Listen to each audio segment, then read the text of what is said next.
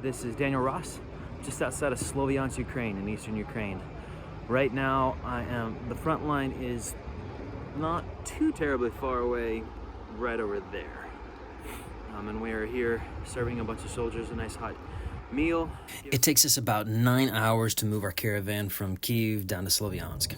As we pass Kharkiv, we really start to see the devastation that the Russian army leaves in its wake. Many of these cities spent months under Russian occupation, like this village. Those blue roofs are actually tarps that nonprofits distribute. In these villages, it's hard to find buildings that aren't damaged. Right now, in the middle of the winter, we don't see smoke rising from any of these houses. The best people could do is put a tarp over these damaged houses and relocate for now with the hope that they can return later and rebuild. We arrive at night and immediately start making our first batch of soup. We are staying at a volunteer center located about 20 miles from the front lines. Hey, we made it into the church tonight. We're gonna be making the soup and doing everything. It's a pretty active night. I don't know if you guys will hear anything. We've been having at least an explosion every minute. The last couple were pretty close. Not scary close, but like, oh, it's closer. Oh, there's one. That was far away. I've gotten used to the sound of explosions just because I live in Kyiv. You develop the ability to tell when things are far away and just notable versus pretty close and concerning. Being here, though, is different. I'm not concerned for my safety, even though there are buildings on this very street that are completely destroyed. The strikes that we heard are miles away. But hearing it, I can imagine better what it's like for those who are on the front lines. They are regularly under fire in a way that I have never been. And that is very sobering.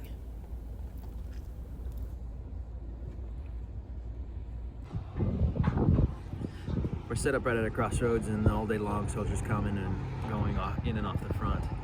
Our setup is that they can come in, they can get a bowl of soup for themselves and sit down and eat, or they can grab a whole bucket and take it for their whole unit. Most of them do that. Today there are 3 different volunteer teams set up here right now, making different types of food and giving out different donations. I have a friend, Petro, serving not very far from here. He'll actually drop by in a little bit. He started serving in the army in 2014 and was called up. And then he got out, and he got married, moved to Poland, started a family. They have a little girl who's 2 months younger than Oliver. And in 2022, when the full-scale invasion started, he came back to Ukraine and signed up for the army, and has been here serving ever since. He's been injured several times. He deserves to go home. He wants to go home.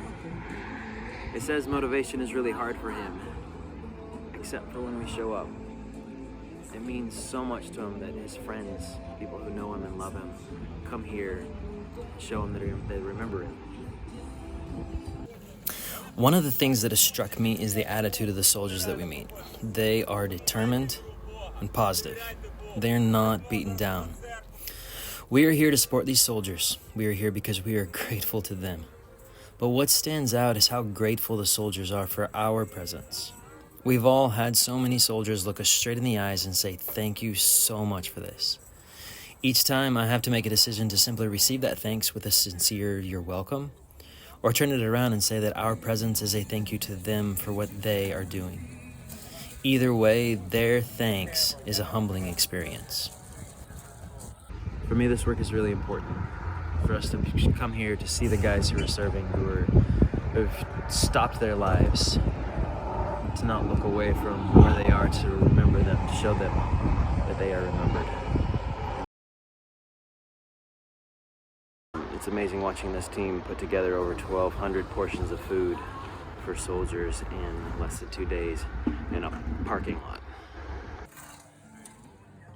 If you would like to be a part of this work, you can click on the link below. Thanks.